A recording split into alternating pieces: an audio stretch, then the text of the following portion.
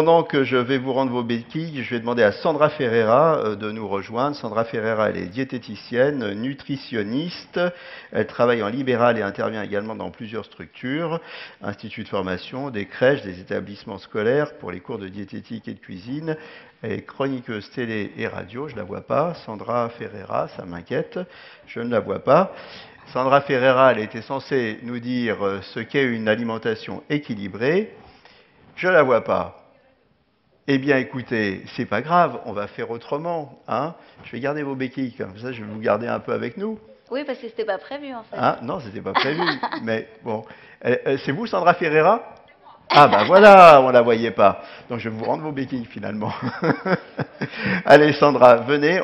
Je vous appelais, on vous attendait impatiemment. Voilà. Donc Sandra Ferreira, qu'est-ce qu'une alimentation équilibrée, directe pour modifier son comportement alimentaire d'une manière durable? C'est maintenant, vous avez 15 minutes, vous connaissez la règle des EME, à -5, je vous mets un petit coup de clochette. On est parti. On est parti, bonjour à tous. Donc, je suis Sandra Ferreira, je suis donc diététicienne nutritionniste en région parisienne, dans les Yvelines exactement. Et donc, je vais vous parler des 10 règles pour manger équilibré durablement. Et pour parler de manger équilibré, il fallait quand même que j'aborde qu'est-ce que l'équilibre alimentaire. Je vais l'aborder très rapidement, bien évidemment, puisque je vais bientôt être clochée, si je prends trop de temps. Mais non. Je ne vais pas vous clocher tout de suite. Pas tout de suite, bien évidemment. Je vais attendre un peu avant de vous clocher. En fin de journée, on se détend. Alors, bien sûr, dans le cadre de l'alimentation, en fait, on parle de groupes d'aliments. Les groupes d'aliments, ils sont essentiels pour nous maintenir en bonne santé. Donc, par exemple, il faut manger des produits laitiers pour être en bonne santé. Pourquoi? Alors, les produits laitiers, quelques exemples, yaourt, fromage blanc, fromage. Ils vont apporter des protéines animales, du calcium, de la vitamine D, qui, elle, permet que le calcium se fixe. D'où l'intérêt de ne pas manger des laitages à 0%, puisque sans matière grasse, il n'y a pas de vitamine D et on ne fixe pas le calcium. Les recommandations de consommation ont été longtemps de 3 laitages par jour chez l'adulte. Actuellement, on est passé à 2 laitages par jour. Et puis, bien sûr, privilégier la variété. Donc, les produits laitiers, c'est bien d'en avoir. Alors, je suis sûre qu'il y a plein de questions qui vont apparaître. On verra ça tout à l'heure à la table ronde, parce que les produits laitiers, on a souvent beaucoup de questions.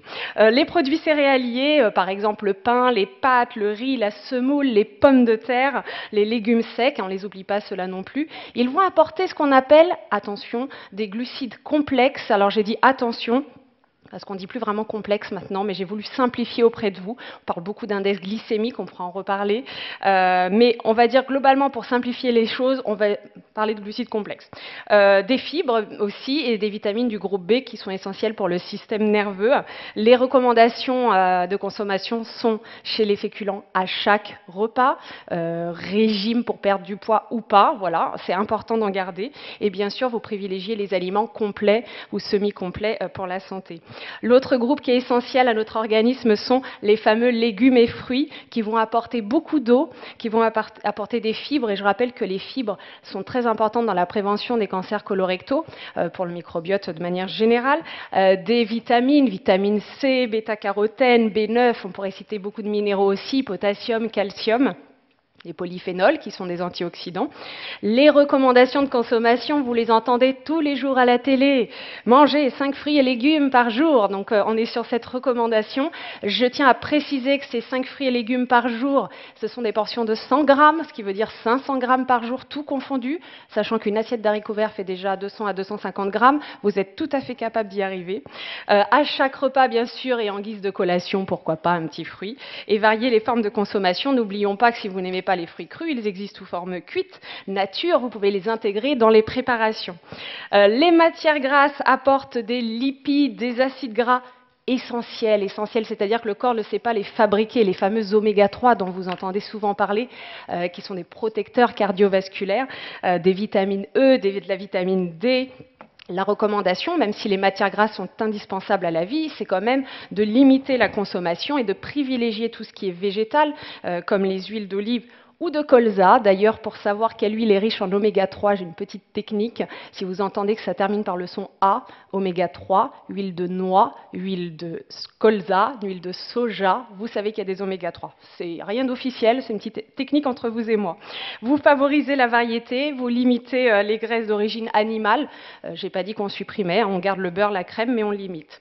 Viande, poisson, œuf est un autre groupe d'aliments indispensables à la vie. Alors bien évidemment, on pourrait aborder la question du végétalisme et du végétarisme. Il existe des substituts protéiques végétales, mais on ne va pas parler de ce cas particulier. Ça apporte des protéines animales, du fer héminique, un joli mot pour dire que c'est du fer qui est mieux absorbé que le fer végétal, des vitamines du groupe B, toujours pour le système nerveux. Les recommandations de consommation sont exactement par l'ANSES 70 grammes par jour hors volaille et 25 grammes de charcuterie par jour maximum. En gros, retenez 500 grammes par semaine de viande rouge, c'est-à-dire pas plus de 3 à 4 steaks par semaine. Une fois par jour, c'est suffisant. Il y a certains cas où on peut être à 2, mais on va dire une fois par jour. Vous privilégiez bien sûr les morceaux de viande les moins gras en majorité, ce qui ne veut pas dire que ce qui est gras n'est pas bon pour la santé. Enfin, en tout cas, vous pouvez en consommer, mais pas en excès. Et bien sûr, vous n'oubliez pas les poissons 2 fois par semaine, dont un poisson gras. Il y a une manière de les reconnaître, les poissons gras. Ils ont la peau grise luisante. Voilà. Et puis sinon, vous demandez à votre poissonnier, il saura vous conseiller. Les boissons, qui est un groupe d'aliments essentiels à la vie, ça apporte de l'eau et des minéraux. Alors, l'eau, c'est la seule boisson indispensable. On pourrait parler longtemps des 1,5 litre d'eau essentielle par jour, par personne. En fait, ce n'est juste qu'un repère. Ça va dépendre des personnes. Il y a des manières de savoir quelle quantité il vous faut. Il faut pas très glamour, mais regardez la couleur de vos urines. Il ne faut pas qu'elle soit trop foncée. Vous limitez les boissons sucrées et les boissons alcoolisées. Parlons-en. Effectivement, les recommandations sont de pas plus de 2 verres de vin de 10 centilitres pour la femme et 3 pour l'homme, sans jamais dépasser 10 verres maximum par semaine et 10 pour la femme et 15 pour l'homme. Enfin, le dernier groupe qui n'est pas un groupe indispensable à la vie. Donc celui-ci, s'il n'existe pas, il ne nous embête pas, sauf pathologie particulière. Les produits sucrés qui apportent des glucides simples, c'est un raccourci encore une fois. Vous limitez la consommation. La consommation était de 50 grammes par jour et elle est passée avec l'OMS, l'Organisation mondiale de la santé, à 25 grammes par jour, ce qui équivaut à peu près à 5 cuillères à café. Donc il faut faire attention. Attention aux aliments à la fois gras et sucrés, comme les pâtisseries, les crèmes dessert. Encore une fois, c'est un groupe qui n'est pas indispensable pour notre équilibre, mais il est indispensable pour notre morale et au plaisir de la vie. Donc à mon sens, il ne faut pas le supprimer, sauf si vous n'aimez pas, bien évidemment. Donc après vous avoir présenté tous ces petits groupes d'aliments, venons-en au fait. Il me reste combien de minutes? Je ne vais pas vous clocher. C'est vrai? Bon, ouais. Vous avez vu, je parle vite. Je veux ça. vraiment parler de la fin, c'est pour ça. Donc les fameuses 10 règles pour modifier son comportement alimentaire d'une manière durable. Maintenant que vous savez qu'il faut tous ces groupes d'aliments pour être en bonne santé, il y a 10 règles vraiment essentielles à mon sens dans ma pratique de diététicienne. Oui, je ne vous ai pas dit que ça fait 17 ans que je faisais ce métier. Quand je vous ai présenté, j'ai dit que vous étiez diététicienne, mais j'ai eu la délicatesse de ne pas mentionner que ça faisait 17 ans. Oui, mais ça ne se voit pas. La diététique, l'alimentation, entretien. Voilà. Merci à vous. Donc, la première règle, on arrête de manger quand on n'a plus faim. Alors je sais que ça paraît extrêmement simple et à la fois compliqué. Qu'est-ce que c'est que d'avoir faim, de ne pas avoir faim? Qu'est-ce que la satiété? C'est très complexe. En un quart d'heure, c'est toujours compliqué d'aborder cette notion. Mais en tout cas, on essaye de s'écouter et on arrête de manger quand on n'a pas faim. Ce n'est pas grave, même si on a très peu mangé. On remangera quand on a faim. Ce qui me permet d'aller justement directement sur le deuxième point qui est on s'alimente 4 fois par jour au moins. Je suis pour le fractionnement alimentaire, c'est-à-dire que si ce midi vous n'aviez pas très faim et que vous n'avez mangé qu'une tranche de jambon avec une tranche de pain, parce que vous n'avez mangé que ça, il est évident qu'il se peut que vous ayez faim à 15 heures, et bien vous faites ce qu'on appelle du fractionnement. Vous mangez ce que vous auriez dû manger en plus au déjeuner, peut-être un petit yaourt, une petite compote. C'est tout à fait naturel, vous vous êtes écouté. Ce qui est grignotage, c'est tout ce qui est plus industriel, en grosse quantité, en dehors des repas et sans sensation de faim. Donc n'hésitez pas. On équilibre son assiette, maintenant que vous savez de ce qu'il faut avoir dans son assiette. Essayez d'avoir globalement dans votre assiette, visuellement, 1 tiers de féculents, 1 tiers de protéines et 1 tiers de légumes. Globalement, c'est comme ça. Bien évidemment, certaines personnes vont préférer la moitié de l'assiette en légumes, un quart de féculents, un quart de protéines. Quand je dis protéines, animales ou végétales. Mais si on est sur un tiers de chaque, vous avez une assiette équilibrée qui vous permettra d'être en bonne santé et surtout d'être calé. Le but n'étant pas d'avoir faim. Point numéro 4, quatrième règle selon moi, on mange varié et avec plus de fibres. Il faut manger bon, mais il faut manger beau et avec plus de fibres parce qu'on manque cruellement de fibres dans notre alimentation, sauf cas particulier de personnes qui adorent les fruits et les légumes. Donc n'hésitez pas quand vous voyez des pâtes à les prendre plutôt semi-complètes ou complètes. Alors, petit aparté sur le semi-complet, préférez le bio quand même parce que c'est dans la pellicule justement du blé qu'on va retrouver des pesticides, hein, donc c'est toujours mieux de les prendre bio.